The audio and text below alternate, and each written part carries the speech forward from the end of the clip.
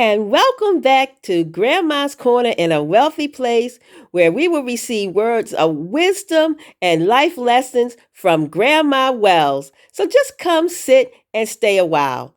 So, how are you today, Grandma Wells, this beautiful spring morning and the end of May? How's it going? Oh, I'm doing great. It's a beautiful day. I'm enjoying myself. Yes, it is. And we just finished meeting up with the ice cream man already. We're starting off, look, we're ready to get summer started already, but this beautiful 80-degree weather, but it's all good. So, Grandma Wells, we're going to pick up from some of the things that you shared with us in our last episode of school days. So, we're going to touch a little bit more on that as well as about your parents. So, let's start with your parents. Tell us a little bit more about your parents. What are their names? My father was Thomas Nelson Joseph Taylor, and my mother was Cornelia Rosebud Garden Taylor. Oh my goodness. And tell us, Grandma Wells, we never did find out. How did they meet? Oh, my mother left home and went to New Jersey to work. Her older sister was already working in Jersey. And what's her older sister name? Aunt Nellie Garden Woods. Okay. And so when she was went to go, and so tell us a little bit more. So how did they meet? Well, my father was already living in New Jersey, and Aunt Nellie must have known some of the other relatives from uh, King County, Virginia, and I'm not sure how they met, but it was almost love at first sight, from what I could understand. Wow. Well, we definitely know that there was a lot of love that was going on because from there, you have several siblings, so we know that there was definitely some love in the place. So tell us, Grandma Wells, what was it like for them as parents? How were they? Oh, they were very strict parents. They were concerned about bringing the children up in the best way possible, like going to church on every Sunday, going to Sunday school, and being involved in uh, being respectful to neighbors. And not only did my parents correct it, but relatives and neighbors in the neighborhood, kept an eye on us too. So, Oh, but so you were able to have other people to correct you as well? yes. So how were they as far as disciplinarians? How did they discipline you? Well, my daddy was a very strict disciplinarian. We didn't want to do anything to cause him to have to correct us because he had sort of a heavy hand. But my mother took one look, and mm. uh, she'd call our name once or twice, and that was time for us to check ourselves. With four or five siblings, we were already always hitting at each other playing, but we knew not to go too far. Boy, that sound like mother like daughter. Boy, that sound familiar. Sound like a mother that I know that just cut us a look. And we knew how to act. But it's all good. We knew we better act like we had some sense. So nope, I totally understand. So but also we know that during that time it was kind of like during the depression or towards the end of the depression. What was life like as far as family taking care of each other and the food and the clothing? Yeah, well, we weren't really aware of the depression as far as going without because we raised our own food. Daddy wasn't a farmer because when he came to Virginia, our land was being tended by, was being shared out. But we had plenty of food, plenty of fruits and vegetables through the season. We didn't go without. And so, as far as the clothes, where did your clothes come from? Mama made a few of our clothes, some of our clothes, but we depended on our aunt. Daddy's sister was a seamstress. She lived in New York, and she would send us clothes. Aunt Nellie would send us clothes, and we had to hand me down because it was three girls. Uh, it required a lot. So did you were the first one to receive the hand me downs, and your hand me downs became the hand me downs and the hand me downs. So you got the better end of the hand me downs, huh? Yeah, I think so. So And shoes, we only got new shoes once a year.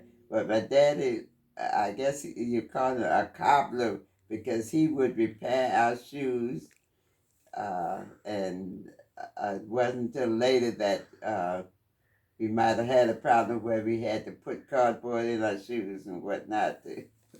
oh my goodness, so you couldn't take it to the shoe repair shop like we have here in Baltimore. So, but now you said that your mother made your clothes. Well, what is she? I'm sure there wasn't a Joanne Fabrics for her to go to. Where did she get fabric from to make your clothes? Well, we bought feed for the animals, for the pigs and cows, and the feed bags were kind of floury, and they were used for making clothes. And I think my aunt would send some material too. But Mama didn't do a lot of sewing, but she did make some of our clothes. Wow. Well, it sounds like your mother was very handy in a lot of ways. And so, tell us about as far as the food and the food your mother would make. Well, we raised our own garden. We had all kinds of vegetables uh, and wonderful fruit trees, the apple, pears, peaches, plums. It was a variety. And then we raised strawberries and had grapevines. So during the season, we were probably taken care of, and Mama canned and preserved food for the winter. Is that how you learned how to can? Because I remember my mama canning and making dandelion wine and those. You better memory than I do. But my mommy would can things. You can food and have the pressure cooker and make the preserves and different things. Is that how you learned how to do that? Yes, that was more modern equipment that I had to work with. But it was wonderful to be able to open a nice jar of jelly in the wintertime to jam to go with those hot biscuits that Mama made. Without all the preservatives that we get on the shelves now, that sounds real good. So, Grandma Wells, tell us just a little bit more about your mother. Grandma, we know her as Grandma Rich, but how many siblings did she have? Mama had 4 sisters and a brother, I think. Uncle Howard, Aunt Nellie, Aunt Elsie, Aunt Gren, and Mom. Aunt Gren was the baby girl, but I think there was 5 of them. Okay, wonderful. And so let me ask you this. How did they feel, or how did Grandma feel about your going to school and your education? Because the last episode we talked about school days. But how did she feel about your education? Well, Mama made sure that we got up on time, got out on time to go to school because we were not to miss a day. The only time we missed school was if somebody had the measles.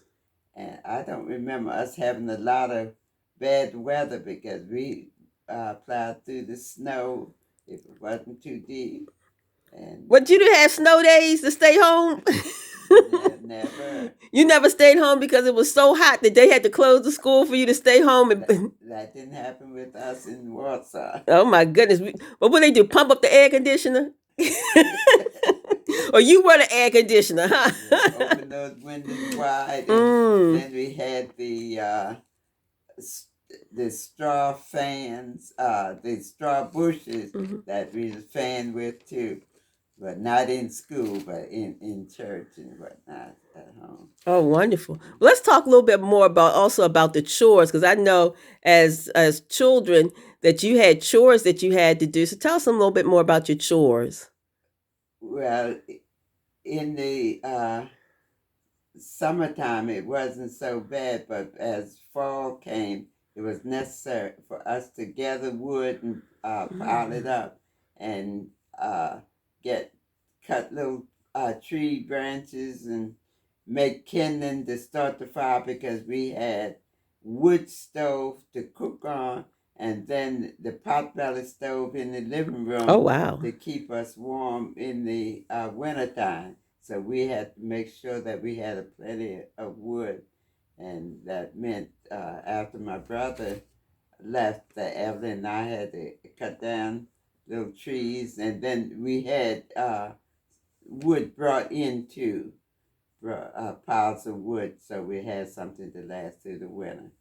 Oh, well, that's wonderful, Grandma. Well, I know that you also had mentioned that your mother would make food for you to take to school. But what would you take the food, and when you would take your lunch, what would you use to take your lunch in? Did you have a thermos that you put your drinks in, and a lunch box that you put your food in?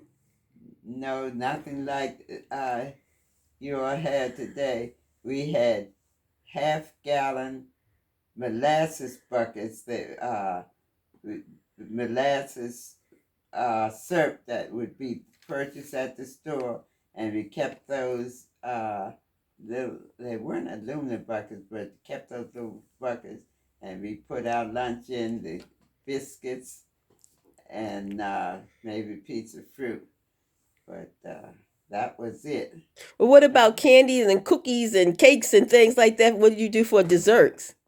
Oh, we got our desserts when we before we went to bed at night. We might have some cookies or some homemade cake because Mama did do a lot of baking. Although some of the cakes didn't turn out like they should, and we would have little extras. You have I remember one time Daddy called her cake. He had a name for it, but we still ate the crumbs. Okay, I guess you can't tell us.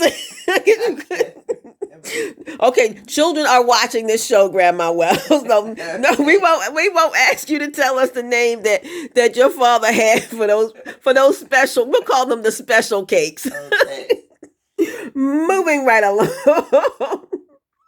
But let me ask you this: well, Grandma Wells, what did you do for fun as a child? You and your siblings. Oh, we played tag, we played jump rope, hide and seek, and there were big straw bushes around the yard, and we would cut off the bushes and run chase one another, and then we play in the sand. That was beautiful sand down the bottom of the hill at the driveway. Beautiful blue and white sand that we played in. We got pretty dirty and dusty, but we had fun. And and not like today. You didn't have the video games to play. Had to get out in that fresh air. Yeah, our aunt had taught us how to play bingo and pick up sticks. That was special for us when we had spare time. Well, let me ask you this: as far as your school days, and now I know when we were going to school, there were stores, and even sometimes a church. Instead of putting our money in church, in Sunday school we would go to a little go to the store and spend our Sunday school money. Did you have any little stores around when you, as far as school? Yeah, there was a store uh, on the other side of the church. First there was the school, then the church, and then you go down a little way, and that Mr. Anderson had the store where he had plenty candy and cookies, and that's it. Children would sneak over during recess and get. But we seldom had the money. But because we had some pears or apples, we could sell those to the kids and get some pennies and then have something, special treats too. that happened from time to time. Oh, so you were a little entrepreneur back then. Still You trying. had to earn your penny candy money. Yeah, because we didn't have any allowance. That was the thing I never thought of. No allowances. Had to earn your money. That sounds interesting. So tell us, Grandma. I know that you said that also that the land was plowed. Was there anything else special about the land? Well, when after the land was plowed, sometimes we'd go out. Uh, my older brother and girls would go behind, and we'd see interesting rocks, and then these, from time to time, we found what we thought were arrowheads, because they said the Indians lived on the property years and years before, and we found arrowheads, and we found other coins Oh wow. that were of value, and uh, that was interesting to us. So your native, it looks like the native land was really land of the natives. That's what it sounded like. Wow. Well, Grandma Wells, tell us just even a little bit more about the house that you lived in, because we see a little replica over here of a house. Tell us a little bit about the replica of the house we see over here. This is the house that was built after our house burned down, and after we lived across the road for a couple of years and were able to build. It had 2 bedrooms, and upstairs the attic was for the boys, and we had 2 bedrooms, living room, and a kitchen, and back porch was added later. But it was interesting.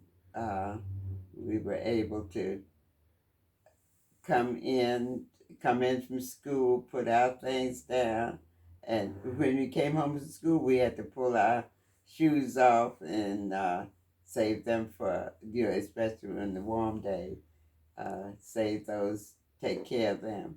But the house was interesting. We were, uh, if we did have snow days, we would go up in the attic and look at the windows and see Daddy come if he was able to get out to the road through the snow to go to the store or something. And then in the springtime, we could see the hummingbirds in the trees, and that was interesting. I forgot the mimosa trees and other trees. We had a lot of birds around, and it was an interesting thing. And then in plowing the field, uh, the kids would, the boys would find interesting rocks that they would use because they had slingshots, and we had to be careful because my brothers were kind of handy with those. They were using weapons, huh? They played David and Goliath. Or you're playing duck, duck, duck, duck. Well, Grandma Wells, tell us about, okay, so the house, the replica. Who made that? That's very. I remember seeing the house in person. That looks very much like the house. Who made that replica? Yeah, Uncle Jack, my brother-in-law, he was very talented with his hands. Besides playing the guitar, he was talented in making things, and he made the replica of the house, and it was interesting. And who was he married to? You said he was your brother-in-law. To my sister Evelyn. Evelyn was the first one of us to get married. He was the older man, and he worked at the mill, at some mills when he did work, and he was a handyman, and we could learn a lot from him. We'll share more about some of your siblings and other episodes and some of their life and their children, your nieces and nephews. But I just want to go back also to pick up from school days where you were graduating from elementary school, going into high school, and we know that there was something very traumatic that happened during that time frame as well. Yes, I had been in high school approximately 6 weeks when my father was killed by this hit and run drunken driver. Mm. And that meant that I lost a couple of days from school. And then I was able to, it was a couple of months later, maybe about 6 weeks later, when uh, Pearl Harbor started.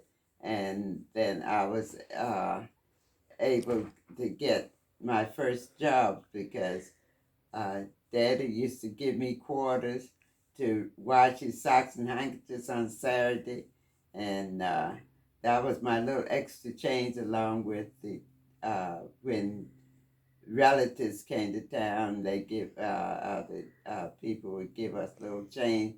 We kept a little bank, little cigarette bag, a little tobacco can that we learned to save at an early age. But when Daddy was killed, that made a tremendous uh, problem for me, particular, Mm. because I was like a daddy's girl. My Sunday Oh, Mister. yeah, I know that feeling because I'm definitely a daddy's girl, as you know. So, but after that, but in the midst of that graduation, I'm sure you still had some fond memories at high school, and tell us about your graduation Oh, from elementary school. yeah. When I graduated from elementary school, I think it might have been 5 or 6 of us that were going to high school, and that meant that it was dress up time. And I remember my mother took me to Warsaw, which was the nearest town, 3 miles away. And I went to the Dunaway store and found a beautiful little taffeta dress with the lace collar. And that was my graduation dress, and that was my special dress up dress uh, for the next 4 years. Because every special occasion, the Children's Day or whatever, I was able to put on that little turquoise dress that probably cost around $12. I'm not sure. But Wow. it was a sacrifice on my mom's part. And so, what happened with that dress when you? Oh, I kept that dress the whole 4 years. And when I graduated from high school, I was able to take that dress with me when I packed up, and that was the last thing I put in the suitcase to take away on the day I graduated. Was the day I left home, and that taffeta dress was at the top of that little cardboard suitcase that I had, and that was my dress up dress even after I got in the big city. Wow, In the Grandma big city. Wells. Well, that's a lot of history that you shared with us, and a lot of fond memories, as well as some other memories with your father that you will always cherish. And so we're gonna end this segment for right now, but we'll definitely be back with Grandma's Corner and a wealthy place. So we look forward to seeing you at our next episode. And Grandma Wells, you enjoy the rest of your beautiful day, the next to the last day of May. Okay, I look forward to joining you again. God bless you. Thank you. Bye bye. Bye bye.